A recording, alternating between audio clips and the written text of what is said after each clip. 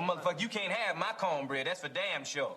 Because if you try to take my cornbread, part 2 of my killing spree gonna begin up in here on your ass right now.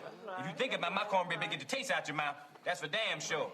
Now, fuck him. Fuck that. Because I'm from New York City, goddammit. Nobody take no cornbread from me. That goes for you and any other you motherfucking farmers wanna try some shit. You fuck around with me, it's gonna be consequences and repercussions.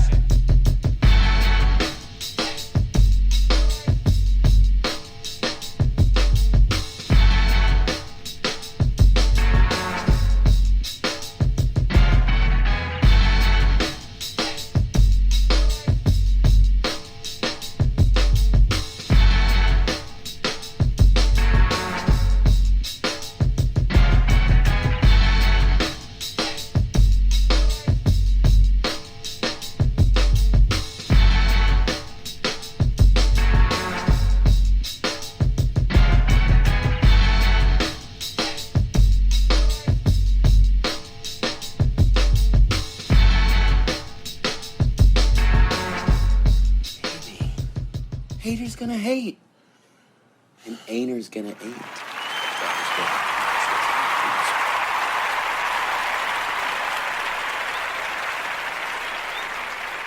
What's good? What's good, y'all?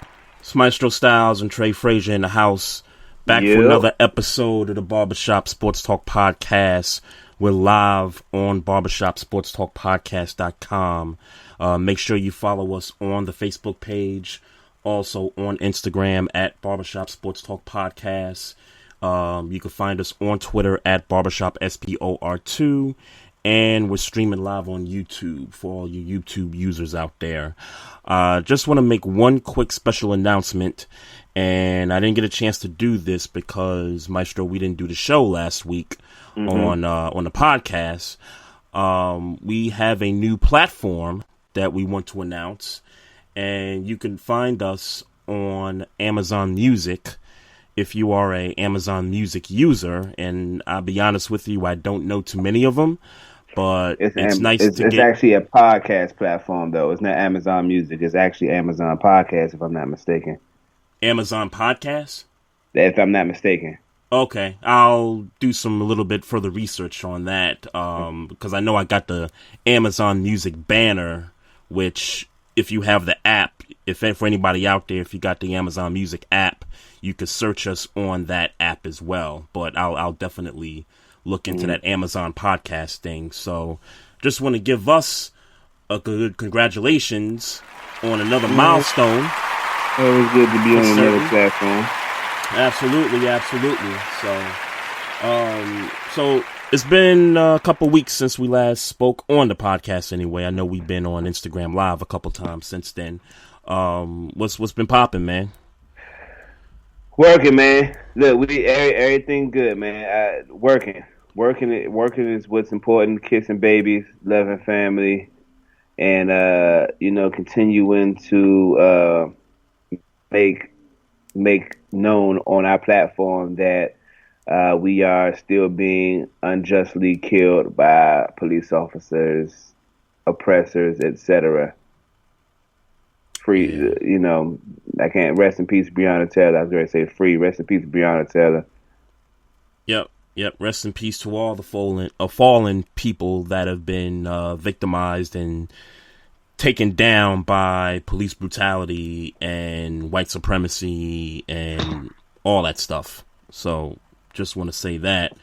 So look, man, it's week 3, just wrapped up, and a lot of things happened in week 3 in the NFL. What you have anything in particular that kind of stands out from week 3? Yeah, man, I do actually, man. Pittsburgh is at top of the AFC North. Yep, I figured you'd go there. Yeah, that is. Look, say what you will.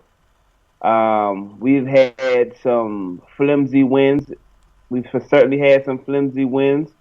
The Denver win is the specific one. The Texans was a decent litmus test. I don't want to say good. It was a decent litmus test of where we are. Still trying to figure out what the Texans are, though. Yeah, well, let me be clear. I stand where I stand, but I'd be lying if I didn't say I was a little concerned in 3 weeks. But I'll admit, but I'll also say it's only been 3 weeks. You talking about going into the Texans game? Titans game, but no, I mean just as a team, we haven't come out and looked amazing. But gotcha. But it's early. We haven't had a preseason, all those things. Yeah. So it's early, but I'd be lying if I didn't say it. We definitely look a little funny in the light, but I'll celebrate right now while we're undefeated. Well, look, man. As much as I hate to say it, bruh, 3-0 is 3-0. I mean, right. Look. The Bears are 3-0, and I'm still trying to figure out who the Bears are. Like, I mean, when you look at all the 3-0 teams, there are some teams that you look at, they 3-0, and you like, yeah, that's they legit. And then there's some 3-0 teams you look at, and you're like, I don't know about you. Like you got the wins, but there's just something about you I still don't like. I think the Bears fall in that category. I don't know if Pittsburgh falls in that category completely. I'll just say, the Giants, the Broncos, the Texans, who haven't won games yet at this point. Mm-hmm. But again, 3-0 is 3-0, and you'll take that any day of the week. But my real take, if I may, dog. Yeah. My real take, if I may. Look, let's be clear about something. I recognize the game last night. I recognize that that the Baltimore Ravens, for all the trash I talk about them because they're in my division, I recognize that these guys are a great football team. For all intents and purposes, are Super Bowl contenders this year, no matter how you slice it. With that being said, when you look at the two quarterbacks, man, Lamar Jackson is a beast. I don't ever want this to be misconstrued. Lamar Jackson is a beast. Right. But your boy Mahomes is another level. Mahomes is on another level. And he showed you that last night. And you forced me to talk about this game last night. I really don't want to get into it, but I think a couple things for me from last night. And this is the game you have to get in. Let's be clear. You can't ignore Chiefs versus Ravens in 2020. No. And you know what's crazy? I've been fighting with this title for the episode tonight, and I'm like, Dad, because if I know if I put something related to the game last night, then we got to get into it and talk about it. And I was trying to figure out, okay, should I put the Foles story? Should I put the Falcons collapse? And it's like, nah, let's be real. The biggest story out of week 3 is the marquee matchup of the week, which was last night, and it certainly wasn't that. After the fact, it wasn't. I mean, when you look at the game, how do you feel about the third quarter? Well, here's the thing. Let me just start with the first quarter and that first drive we had where we scored the field goal. I think we took up like 5 minutes of clock, and I was like, all right, these niggas can't stop our running game. This is what we got to do throughout the game, and the Chiefs get the ball. And just right down the field, they scored a touchdown. And we come out for the second drive, and it's 3 straight passing plays. And after that, I just threw my hands up and said, "Oh, this is a wrap. Like we're done." Because anybody, if you're living under a rock, that dude Patrick Mahomes, that dude's gonna score. I mean, it doesn't matter what coverage you give him. It doesn't matter the defense you play, 4-3-3-4, safety blitz, corner blitz. It doesn't matter. This dude is going to slice you to pieces. And that's what he did for the majority of this game. Now, the third quarter, I felt pretty good about the third quarter. We stopped him on that 4th down. It was 4th and short. We got the ball back on another occasion.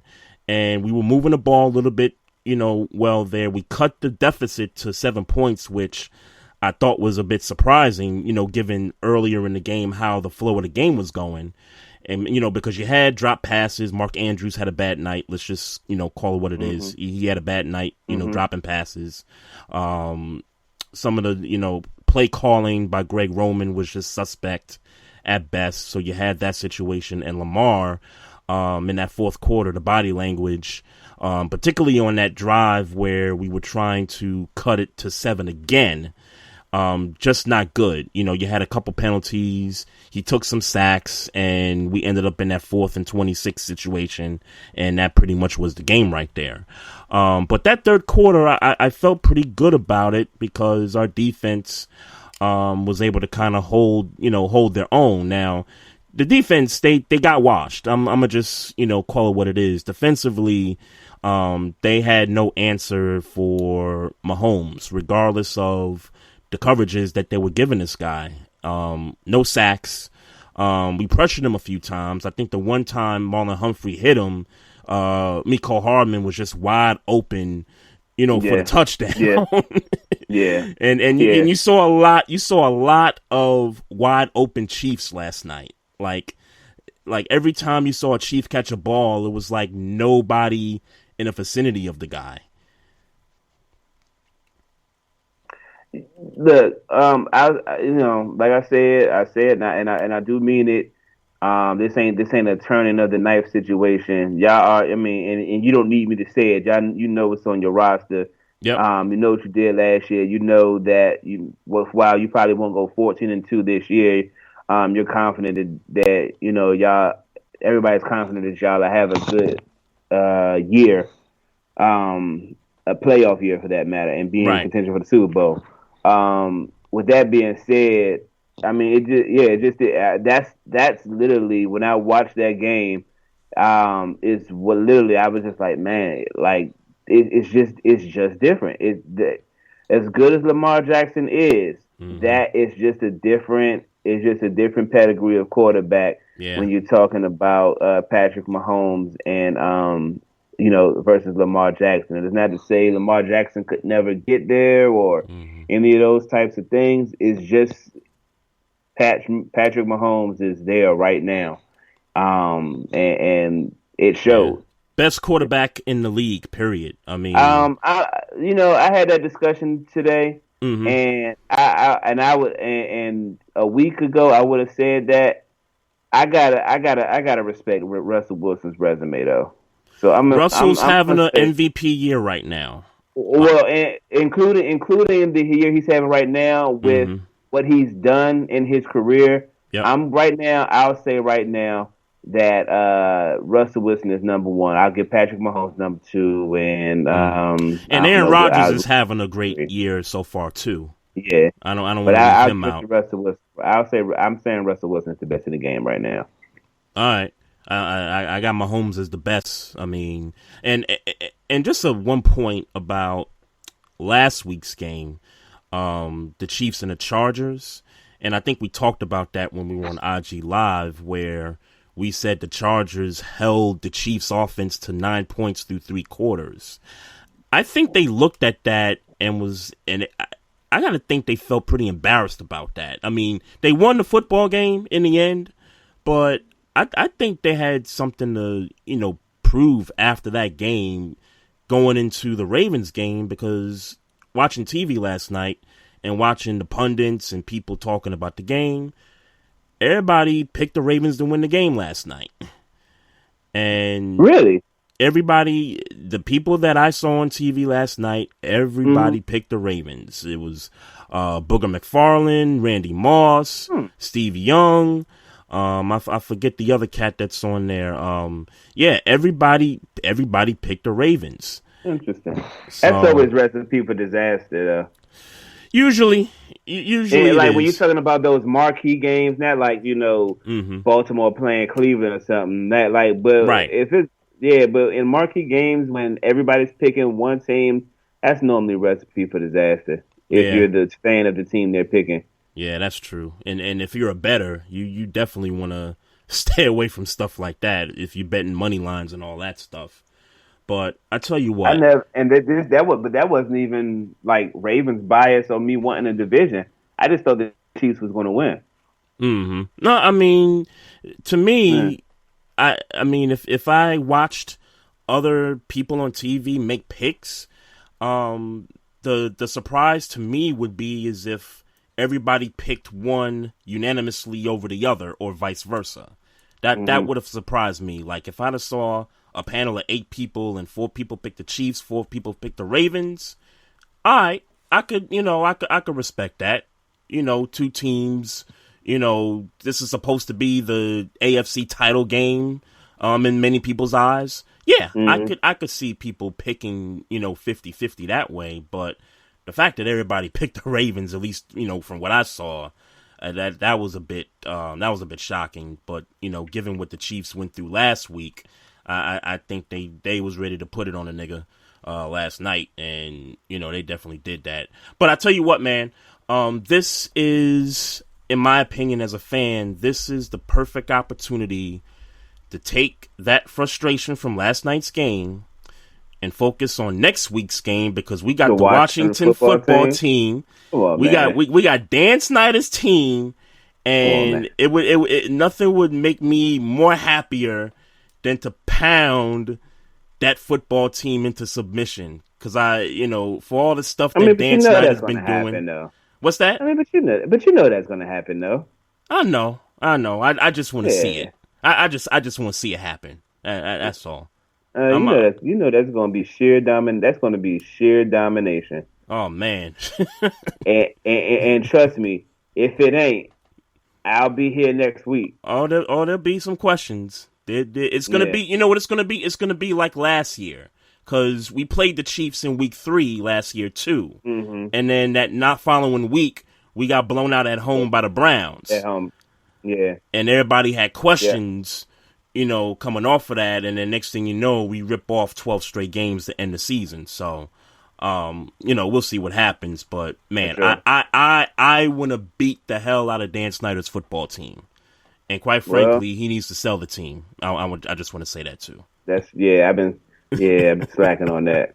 Yeah, he definitely needs to sell the team now. Yeah, definitely. For certain. So I guess this news broke earlier today. The Tennessee Titans have some players and some staff that tested positive. About 3 players and 5 staff members. Mm-hmm. The latest on that, to my understanding, because they played Pittsburgh. Yes. It was scheduled for Sunday. Yep. This is kind of weird to me, but if I'm understanding, the conversation has been that they're going to postpone the game and make it a Monday night game as opposed to a Sunday game. Yeah, I heard that. I saw something on Twitter about them doing that, and I guess the Texans and the Vikings game also, because the Vikings just played the Titans. Affected. Right. That's correct. So they're thinking about postponing that game also. Does a day really make that big of a difference?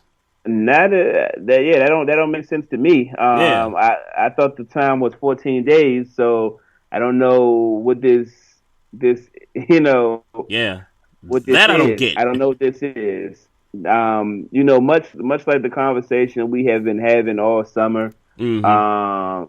Here we are, and what's going to happen? I mean, these guys go home to whoever, their families, and whoever, and Lord knows what those thousands of people are doing when they're not around their athlete fathers or athlete boyfriends and husbands and et cetera, et cetera. Mm-hmm. We don't know who these guys are around. So here we are. I am intrigued to hear how they handle it. Yeah. Interesting. Yeah. I am intrigued to see how they handle this. Let's see what happens. But again, while we are enjoying it, while we have content to talk about every podcast, and we got football to watch on Sundays, it just seems early. Early in the game. The NFL wants to get their season up and running. I think the NFL is going to do anything. They'll move hell and heaven just to make sure that this season ends the way they want it to end. So this tweet from Adam Schefter, he says the NFL wants to and intends to play the Titans-Steelers game as scheduled Sunday. One of the contingency plans to allow for additional testing and contact tracing to occur would be to move the game to Monday night per source. So it's in line to what you were saying, that they can move it to Monday night, which you and I agree it doesn't make much sense. Because what makes difference? And then these three players been moved? Yeah. Sent home. And then where? Sent home to the, sent home, they quarantining at home to come, Right. And not only that, Maestro, what about the other players? Because they've been around those players too. Like, what if some of them guys feel like, hey, you know what, I ain't comfortable playing this week. Like, I feel like I need to, fall back, chill, for a few days, and then, we come back to the facility and then continue with the season. What if you get that? Right. They would have to eat it, and they would be well within the players would be well within their right, and the NFL or those individual teams better have answers, because again, y'all had, let's be clear, y'all was in off season when all this happened, so y'all had time to prepare for all this stuff. Of course. And then the Titans, more time than everybody else did. And the Titans added a couple of players from the practice squad to the 53-man roster. So I think that tells you in a nutshell to replace those players, to replace the players that tested positive. So I think what that tells you is that they're gonna play football, whether it's Sunday afternoon or Monday night. And Pittsburgh said, much of the same in their release. We're preparing as if we're going to play on Sunday. So Yep. They probably, I guess I have to look at the schedule and see if you guys have like the same bye week and stuff. Because if that's the case, then you're better off just swapping bye weeks and then just move the game to whatever that bye week is. There we have. I know our bye week is week. Let me count it down. I'm looking up the Titans schedule. 1, 2, 3, 4, 5, 6, 7. Week 8. So y'all are week 8. Yeah. Okay, and then the Titans looks like their bye week is. Let's see, schedule. Yeah, I'm not getting to this thing fast. Oh, here we go. Titan schedule. What is going on here? Here we go. Looks like their bye week is in week 7. So right before y'all week. So I mean, I don't know how they would or wouldn't fix it, but yeah, don't seem like they're really in interest in, but it don't seem like they're in interest to fixing it the way the NBA does it or did it. So right, and really they can't. They really can't do it the way the NBA can. Well, I don't mean in terms of having a bubble. I just mean in terms of taking 2 weeks off before y'all play another game. Mm-hmm. Oh, got you. Yeah, you're right about that. But I wasn't thinking more so in the bubble aspect. I was just thinking more so in the fact that the NBA played every other day, whereas it's just once a week in football. But you're right. It doesn't matter. The player needs to quarantine for 14 days. That means he's at least going to miss one game throughout that stretch. So we'll see how the NFL deals with this, man. This is their first opportunity to try to get something right. NFL hasn't been getting a lot of things right in recent memory. So I want to talk about the Falcons, man. Oh, man. And a part of me was upset that we didn't do the show last week because, they blew the lead to Dallas. It was a 20-0 lead. They blew that game. And then here comes this week where they're up 26-10, and Mitchell Trubisky is playing not great and really not all that well. And so the Bears is like, hey, look, let's just make the change. Let's put Foles in there. And this dude throws 3 touchdown passes in the fourth quarter, And they come back, they beat the Falcons with 29-26, I think the score was. And the Falcons, they blow another game. And I think it's time, bro. I think the moment's here. And, I'm not one for firing coaches in midseason. I'm always the one that says, hey, let coaches play it out to the rest of the year. But Dan Quinn, you gotta get your ass up out of here, man. He gotta go. He gotta go, man. Like he's a defensive coordinator. He was a defensive coordinator before he got this job. And when your offense spots you a 20-0 lead in week 2, a 26-10 lead against the Bears of all teams, the Bears is not known for offense. Like when you got those kind of leads against those teams, you gotta close games out.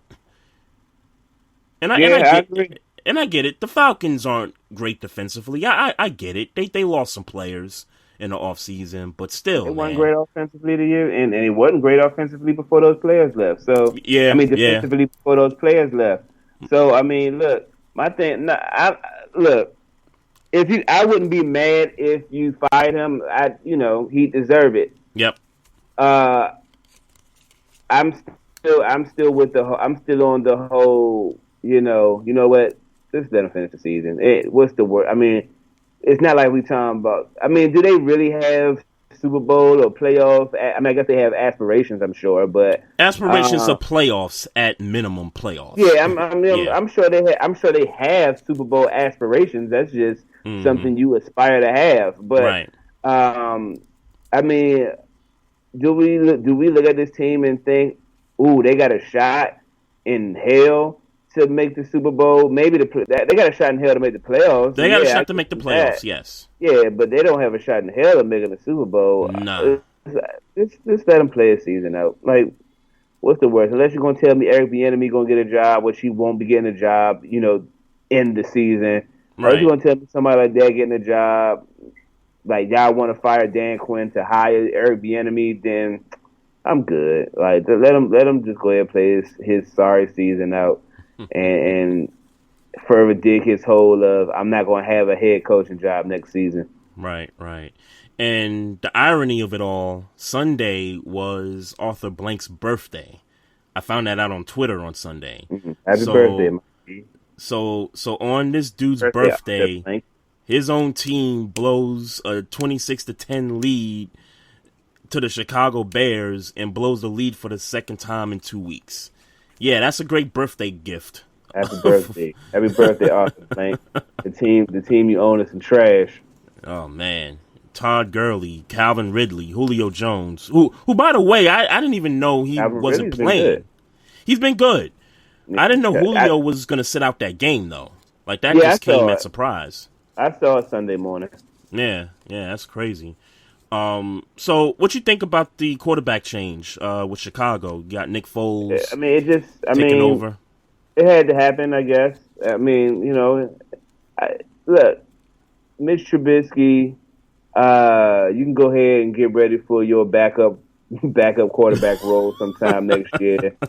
If I'm the Chicago Bears, I am getting ready to enter the Trevor Lawrence sweepstakes. Or whoever the quarterback is, I'm getting ready to try to enter that sweepstakes. They're not going to be that bad enough to get Trevor Lawrence. Well, then I'm trying to tank. I guess they won't be out the Jets or that's a team. Other awful teams, but get in the seat. But if I'm the Bears, I'm trying to figure out how I can get into the sweepstakes. That's what I'm saying. Well, how can I get into the sweepstakes? Well, for the Bears, that means you giving up draft picks, and I'm sure they don't want to do that to move up in the draft. How many? They got one win, right? The Bears. The Bears are 3-0. Oh, I'm tripping. My fault. I'm tripping. They had. I don't know why I'm thinking that. Yeah, you're right.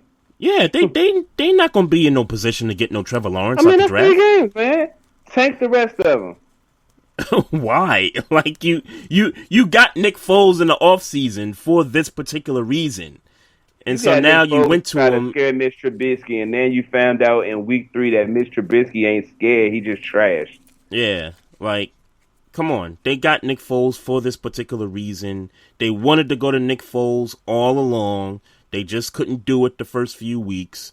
Now you're in a position where you got him starting. You can't go back to Mr. Trubisky at this point. You just gonna have to play the season out. Yes, you can. Yes, you can. Sure you can. Sure you can, but it would be no problem at all if they do they really want to? I guess the question is, do they want to go back to Mr. Trubisky? Well, if you're standing on, they have no chance in getting a new quarterback or getting, falling in line for the big boy quarterbacks that's coming out of college, then all you're stuck with is Mr. Trubisky. Because let's be clear. You just don't have to pay him big boy quarterback money. Yeah, and let's be clear. The Bears are trying to win this year. The Bears aren't tanking. I mean, the moves they made in the offseason tells you that. Shout out to Tariq Cohen. He tore his ACL. He's out for the year. And that dude just got a contract too, right? Yeah. I mean, have they really tooled for a winning season this year? Yeah. Yeah, they're trying to win. I don't think they're going to, but I wouldn't say they're the way they did. Their acquisitions have tooled. Says to me that they're ready to win. I mean, no, not so much that they're ready to win. They want to win. Like they've put all their chips to the table and said, "Hey, we're gonna go for it this year. We got Nick Foles. We got an experienced quarterback. We don't believe in Mitch Trubisky. We just paid our running back. We got the defense. We can't waste it. Yo, let's go for this thing." I think Matt Nagy, I don't think he's playing a tank. I think that dude's playing because he wants to keep his job. I don't think they're playing the tank either. I'm just saying they should be. They should be tanking. They should be tanking. Because Mr. Trubisky ain't the answer, and we know Nick Foles ain't the answer. We know Nick Foles is going to give you some good games. Yep. We know Nick Foles ain't going to be the reason why this team ain't going to the playoffs. I stand on that. Okay. Now, I mean, look, I said at the top of the show, there's teams that are 3-0 that make you go, okay, these are the real deal, and then there's teams that's 3-0 when you giving them the side eye. I'm giving the Bears the side eye. I'm definitely giving the Bears the side eye because they could have lost to the Lions week 1, right? They come back, they win, and if it wasn't for the Swift drop in the end zone, they would have lost that game. And then this past week, they were down 10-26 by the Falcons, and because they played the Falcons, they were able to come back and win the football game. Because the Falcons are so trash. Yeah, the Falcons they're a trash football team, and then they played the Giants, who might be the second worst team in the league. Let's just keep it honest. So, the Bears wins. Really, I really don't value their wins all that much. I value the comebacks, but I don't value their wins. I need to see them against some tougher competition, and they'll get that against the Bucs next week. So which will be a loss. Dallas versus Seattle, man. Great game. Great freaking game. I wish DK Metcalf didn't Deshaun Jackson because I had him on my fantasy team, so I could have used that extra touchdown. Yeah, he redeemed himself though. Yeah, but I would have much rather 2 touchdowns than 1. Of course, if you're talking fantasy, of course. Sure. But look, man, MVP right now. It's Russell Wilson. Yep. Yeah, obviously, like it's right now in 3 weeks in is Russell Wilson. Yep. He continues to amaze. He continues to do the damn thing. Yep. Yep. I'll be honest with you though. I think Rodgers is breathing down his neck though. I'll say that. And the fact that Rodgers has had to do this without Devontae Adams last week, and I don't know if he's going to come back this week or not, but Aaron Rodgers is breathing down Russell Wilson's neck for that MVP. But Russell Wilson is number 1 in my MVP race right now. I don't know if I don't know if I like the term breathing down his neck. Aaron Rodgers is not playing Russell Wilson caliber football. So I mean, he's playing good football. Don't get it twisted. I'm not just saying that to say he's playing trash football. But this Bama just threw for 5 touchdowns in back-to-back games. Yeah. Like Aaron Rodgers just ain't doing that right now. Yeah, yeah. And that's why I got him number 1, because of touchdowns. 14 touchdowns in 3 weeks. You know what I mean? Yeah, that's something different than what. And again, let me be clear: Aaron Rodgers is playing good fucking football, but right, he doing something else right now. Yeah, he's doing something else right now. I'm not saying Aaron Rodgers won't get better and he won't catch up, by the season end, but I am saying if right now they on 2 different playing fields right now. If you're talking about MVP candidacy. Here's Rodgers' numbers: 67% completion, 887 yards, 9 touchdowns, no picks, only 2 sacks, and a rating of 121. And, historically, Aaron Rodgers has had some bad offensive lines for so many years. And the fact that he's only been sacked twice in 3 games, I think is a pretty good testament to not just him, but, for certainly his offensive line. These aren't bad. I'm not saying you're saying they're bad numbers, but this is part of why I think. What's that? They're good numbers. They're really good numbers in 3 weeks. I mean, you're talking about 3 touchdowns a game. Yeah. But this other guy, we're talking about 4 touchdowns. A week. Yeah. Yep. So you're just saying the gap is just a little bit farther. It's just a little what I'm different. Saying. Like I said, Russell looked cleaner.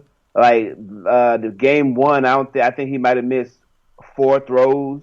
Yeah. Russell Wilson, I think week 2 he might not have missed 5 throws. I think he missed a couple more throws. Like he had more of an average game as far as completion percentage against the Cowboys, but he put on a clinic right now. Oh yeah. He's definitely on he's on a tear right now. Here's his stats: 925 yards through 3 games, 14 touchdowns, 1 interception, but his rating is 139. I mean, all 3 weeks. 143 rating last week, 132 rating the week before, week 1, 130 rating.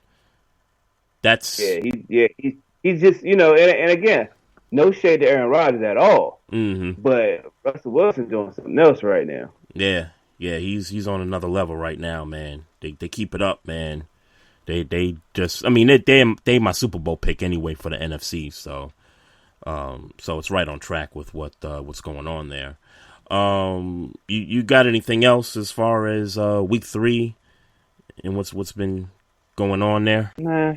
I mean, I do want to say, I want to the Josh Allen fans. I do want to say, one, he's doing the thing. He's doing the damn thing. I want to be clear. In 3 weeks, he has been magnificent. I ain't ready to crown him king yet. You know what I'm saying? Like, I ain't ready to put him up there with the. I heard somebody putting him into. If we're counting 3 weeks, I heard somebody putting him in the top 10.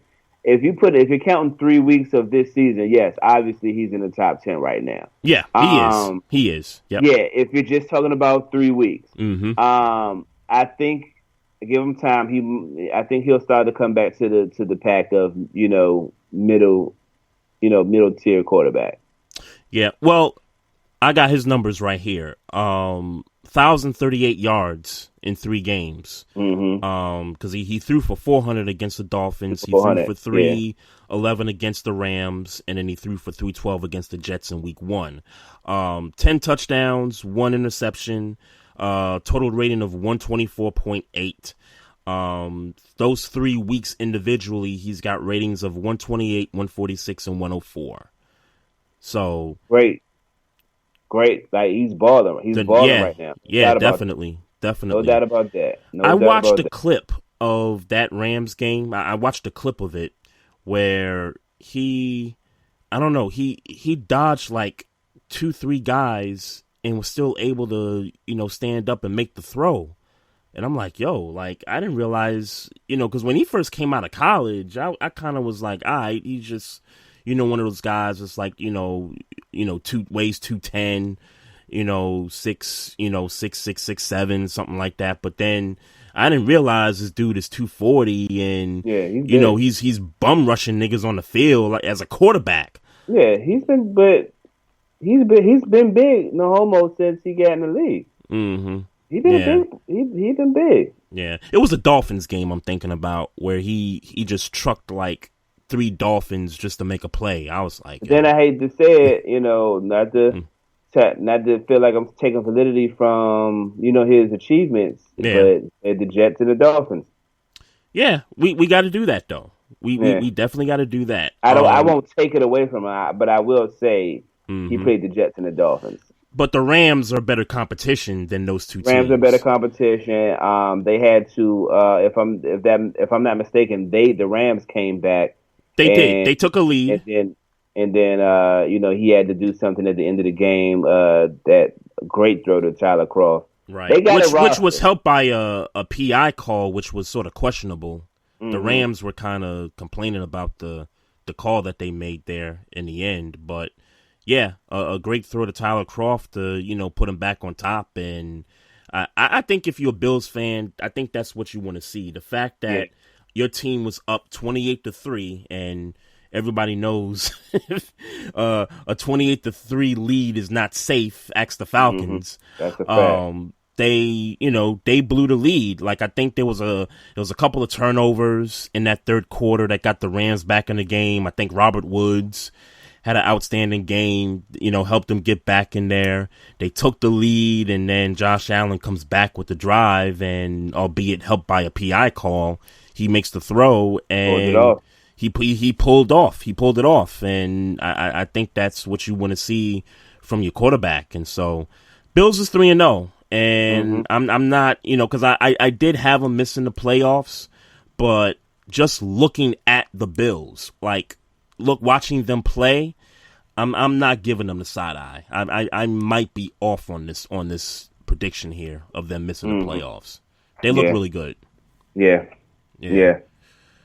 So I guess we get into some basketball here. Where you want to go, finals or Doc Rivers being out of L.A.? Doc Rivers, and obviously we missed last week, so we didn't get a chance to talk about or call for his firing while he still had a job. Mm-hmm. So he was fired, rightfully so. Look, ain't much got to be said. He blew a 3-1 lead. Twice. But more important, but this one stings. This one hits a little different. Mm-hmm. This one is with Kawhi and Paul George. This one was with championship aspirations. This one was with one of the arguably biggest stars on your team, and everybody looking forward to him playing against the best player in the game. Yeah, this is LA versus LA, and y'all couldn't close out the Denver Nuggets. This is different. Had the reigning Finals MVP on your roster. And you couldn't pull it off. This is prime time, and you couldn't pull it off. So this hits a little different, and he had to go. Yeah. As much as it should that the conference finals should not have been as even though with my predictions, because I picked Denver to go to the finals, it shouldn't have been Denver versus the Lakers. As constructed, the NBA wanted LA versus LA. They wanted LA versus LA. What they wanted. That's what everybody was clamoring for, and they couldn't close the deal in Denver. After having a 3-1 lead, that's that's different. And I seen Stephen A. like shooting Bill about they was in a bubble and people were out, and I got Montrez was out for like 30 games or something they said, and whatever, all that. No, sorry. Nah, you got to pull that off. You Doc Rivers, dog. I think what he really wanted to say was that going back to before we had COVID and before we had the shutdown, those guys barely played with each other. Like, there was game management issues. Not game management. There was load management issues going on with that team. So one night Paul George would play, Kawhi would sit out, and then another night Kawhi would play and Paul George sat out. So, if you're talking about chemistry, if you're talking about being able to feed off of one another, and y'all just put this team together in the way y'all put it together in the offseason via trades and all that, I think Stephen A was trying to, or he should have been making more of that point than it is, the bubble. Let me be clear. He not to, I don't want to, totally misquote him or, misrepresent him.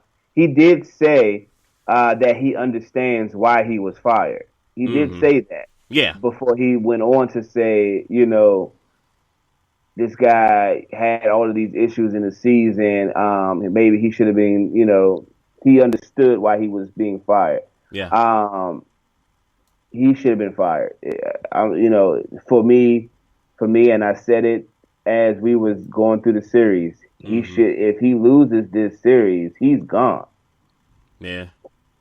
So I mean, we said it in the Dallas series. Yeah. Because if it wasn't for the Porzingis injury and him getting kicked out of game 1, they might have lost that series. Right. So and that would have been a bigger blow. So, hope he gets, when he gets his job, because I'm sure he'll get another job. He's still one of the best coaches in the game. Yep. That's the truth, and it ain't nothing about it. He's still one of the best in the game.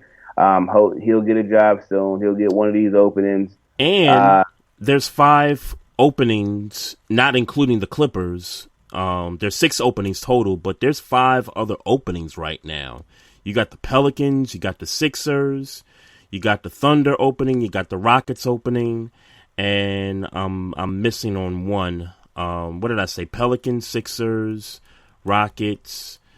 Help me out here, Maestro. I was trying to think, and then I know you posted it somewhere. So yeah. But there's 5 other openings. The Pacers, that's the other one.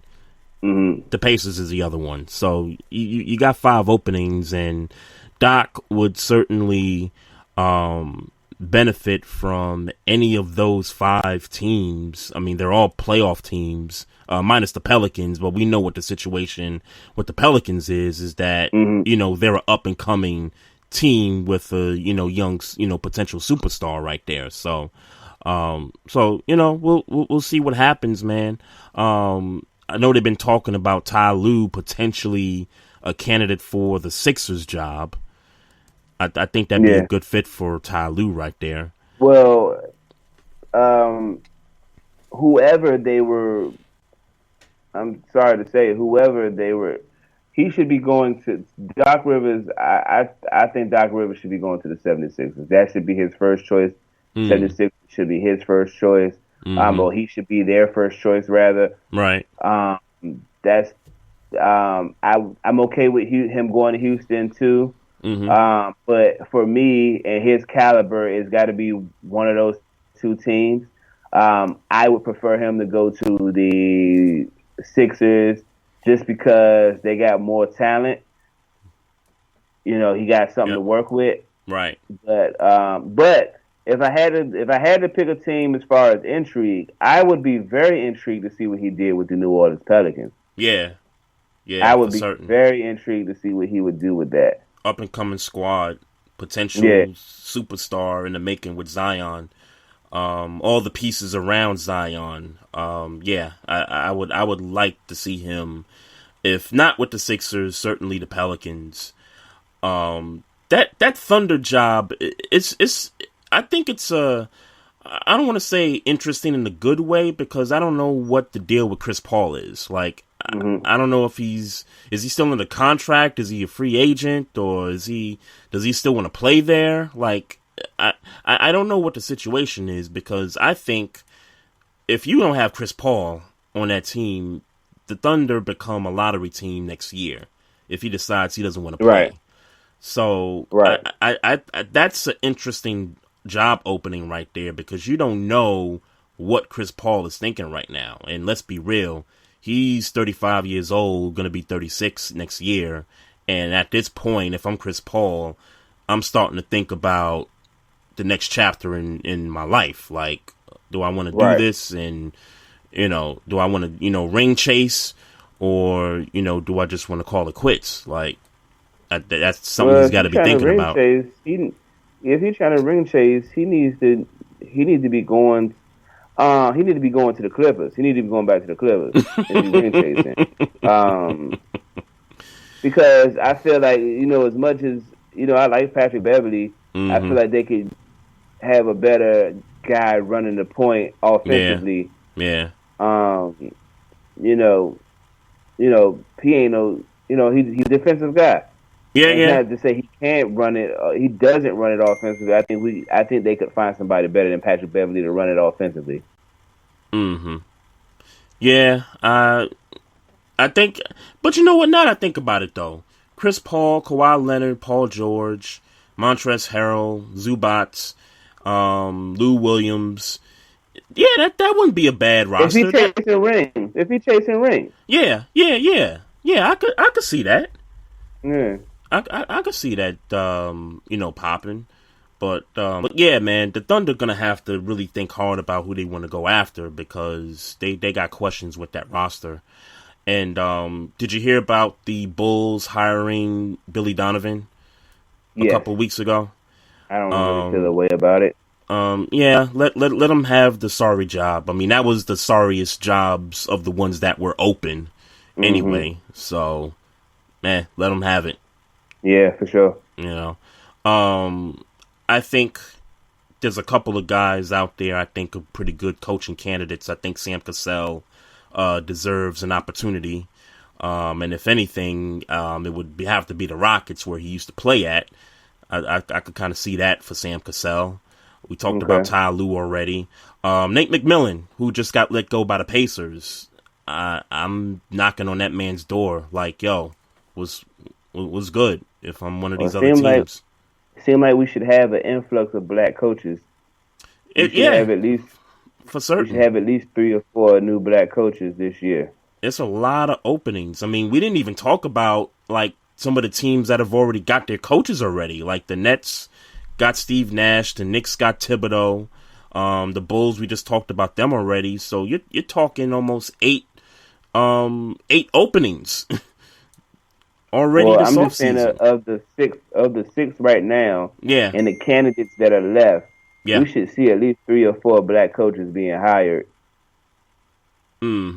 Yeah, it's got to be at least 50% though.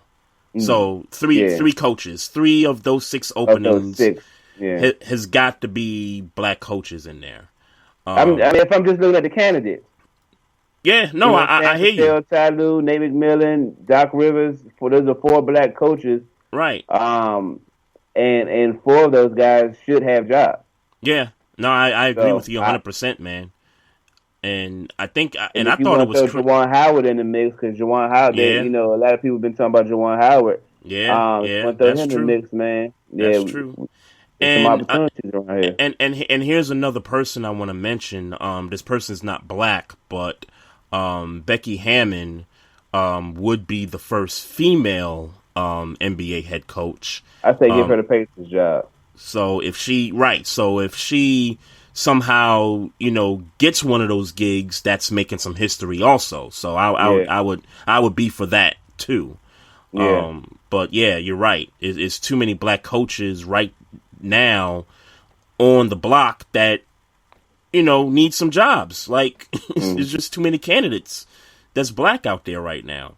And I don't want to hear nothing about no Fred Hoibergs or. Well, they've been talking D'Antoni. They've been talking about him. It's funny. The Pacers, when they were just about to get swept, or actually after they got swept and they let Nick McMillan go, they were talking about possibly getting Mike D'Antoni to coach the Pacers, which, in my opinion, I don't see that as a good fit at all, because historically he's had some great point guards run his system, and I don't believe the Pacers right now have a great point guard right now. So I thought you would, but I thought you would be with that because even though Oladipo want to leave right now, if they make an attempt to, with his scheme to turn Oladipo into a James Harden, meaning, he getting the ball all the time, him having the ball all the time and having opportunities, to get the shots to score the kind of points that James Harden does. I thought you might have been on board with that.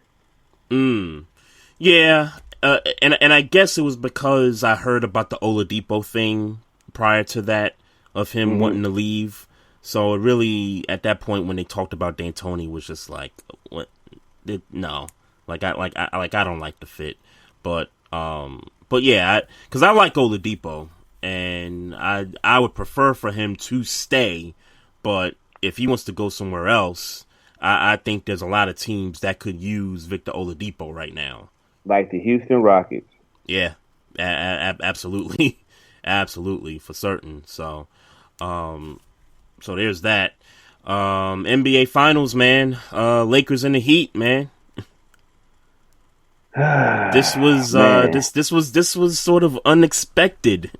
This was kind of unexpected, man. Yeah. This was definitely unexpected. Yeah. But I gotta say this, and it's gotta be said. Yep. Jason Tatum is a young star on the come up. Yep. But we gotta give Jimmy Butler his flowers right now, because he's telling back, it's not y'all time, it's not y'all young niggas' times yet. Yeah, that's all. Jason Tatum, it's not your time yet. It's all. Jimmy Butler's turn right now to try, to become one of those made men in the NBA. Yeah. And this playoff run for Jimmy Butler, we gotta give him his flowers, man. We gotta give him his props, because he took this Miami Heat team to the finals in year one. Finals. Let's be very clear what he did. He took this team to the finals. Yeah, in this year team does one. not go to the finals without Jimmy Butler. Yeah, it's crazy, man. You take out the Greek freak. I'm sorry. You take out Giannis in 5. You sweep the Pacers, and quite frankly, they should have took out the Celtics in 5, but they kind of let Game 5 get away from them. And I am happy that the Celtics aren't there no more. So I'm cool with that. I just want to put that out there. But yeah, man, Jimmy Butler definitely deserves his flowers.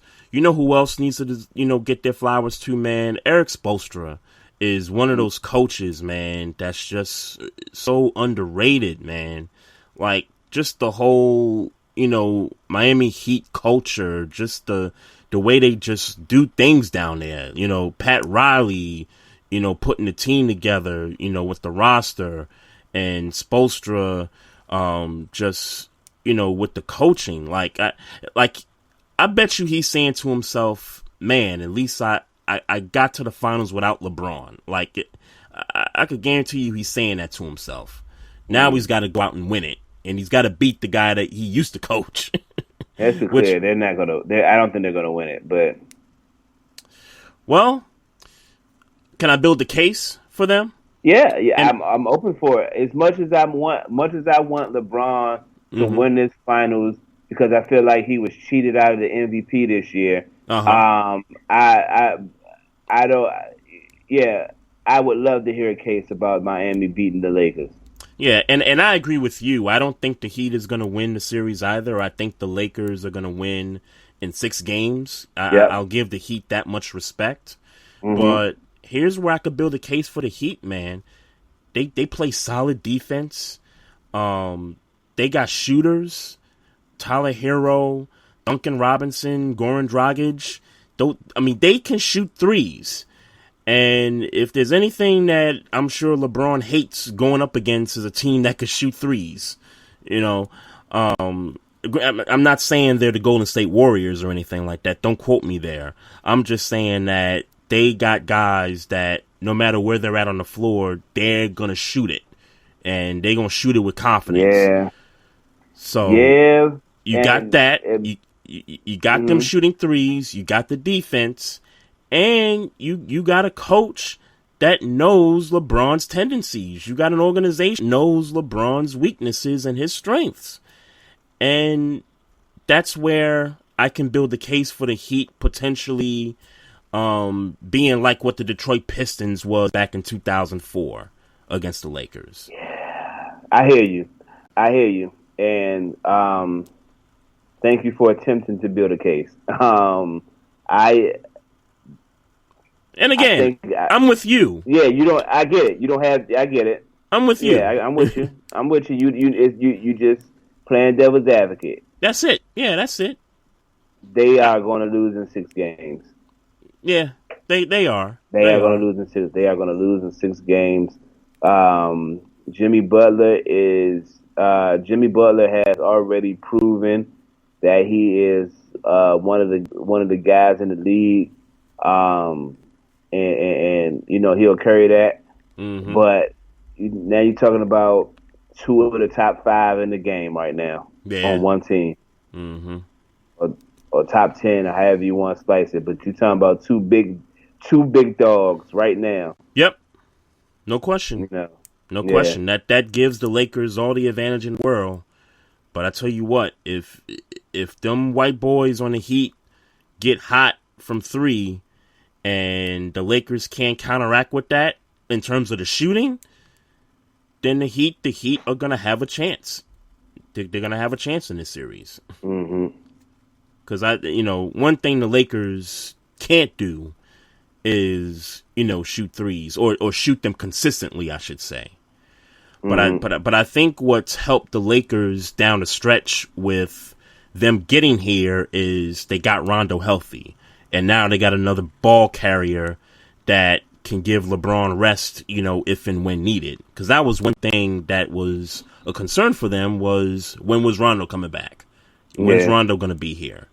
And he came back, he got in the lineup, and Rondo had a few good games in not just the Nuggets series, but in the previous series before that. Yeah, well, like I said, I think we both agreed, like Lakers in 6. I mean, I would, it just is what it is. They're going to win in 6. Yeah, no question, no question about that, man. So here we are, man. If you got nothing else, man, I was going to say, let me check Twitter, make sure we ain't got nothing else that we have to talk about. Well, I do have some shout outs though. Okay.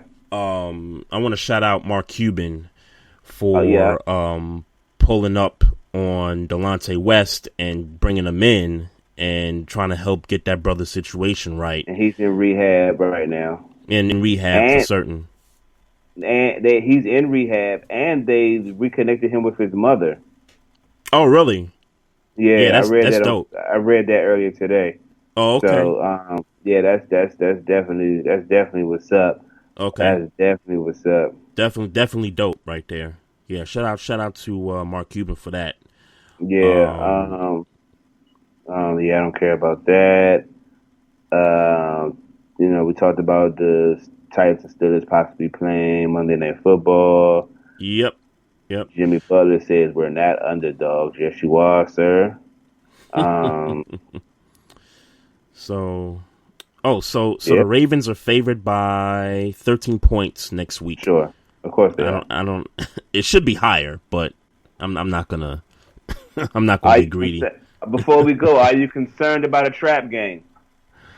No, I'm really not. I wouldn't be either. I just figured that thought out there. I'm not. I want to beat Dan Snyder's team to a pulp so bad this Sunday. It's going to be great. You ain't worried about Haskins, something clicking? No, I'm not worried about Haskins. I don't know how much of the Redskins game you saw Sunday, man, but when I tell you that there was a clinic being put on of how to overthrow screens and how to underthrow screens by Dwayne Haskins, It was not pretty, man. This guy, and I'm rooting for the guy. He's from the area, you know what I'm saying, and all those sweet things. But he has not answered the call, man. He has not answered the call yet, man. And it looks bad. It looks bad. Do you think it's because you know how some guys, they go to certain teams and they don't do so great, like the Cleveland situation, and the quarterbacks that they've had come through.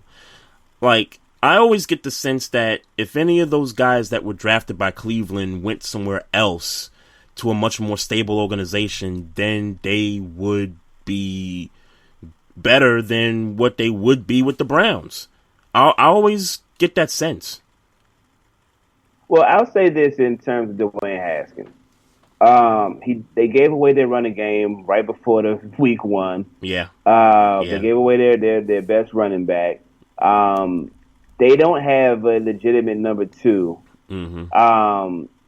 Their tight end, they don't have a good tight end. Like, let's be very clear. Dwayne Haskins has been bad, but he doesn't have much around him either. Yeah. But he has been bad, and if there is a defense is a bright spot though. Defense is, but they're not really right now because they're on the field. Yeah. They don't have an opportunity to rest. Now, are they on the field because the offense keeps turning the ball over? No, they're not necessarily turning the ball over. Dwayne Haskins isn't necessarily turning the ball over a lot. He's just not keeping drives long. They're not having. Right. They don't have long drives. Right. And then one of their key guys on the defensive line is out for the year. Ioannidis. He's a key guy on that line. They still got a decent rotation without him, but he was a glue guy for that defensive line, right. and he's gone. Man, if you to lose to the Chiefs, man, you guys are about to have a hell of a rebound game.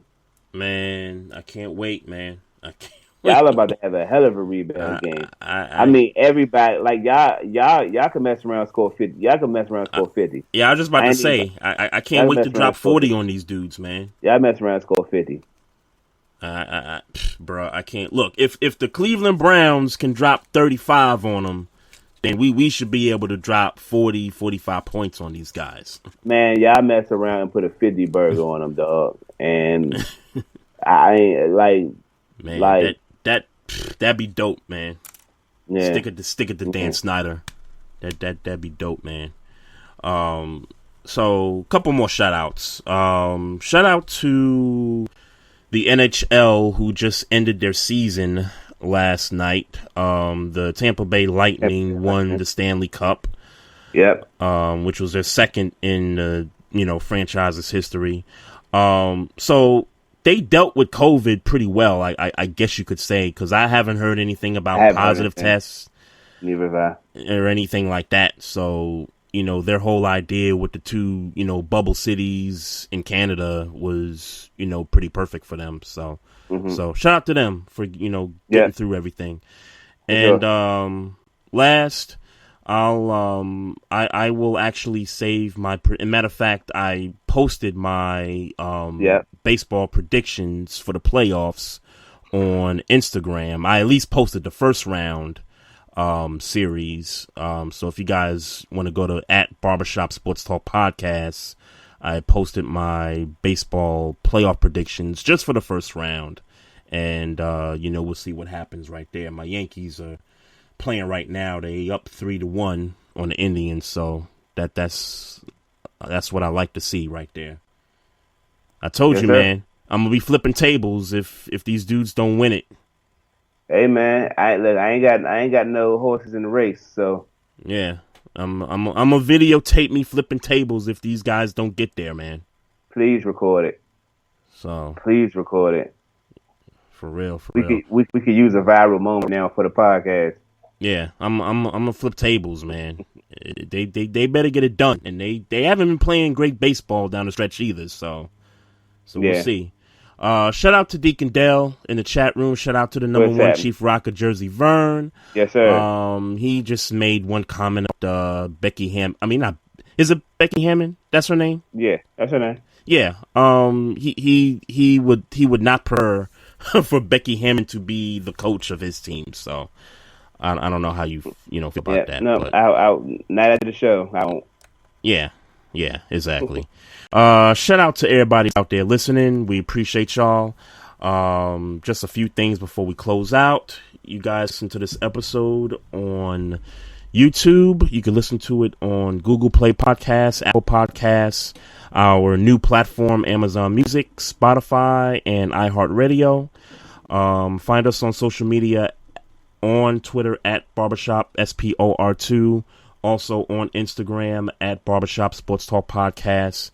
We got the Facebook page, and if you got questions or comments about the show, you can email us at barbershopsportstalk1@gmail.com. Maestro, if you ain't got nothing else, sir. man, I'm going to close this thing out. Y'all have a good week. We'll see you next week. Peace.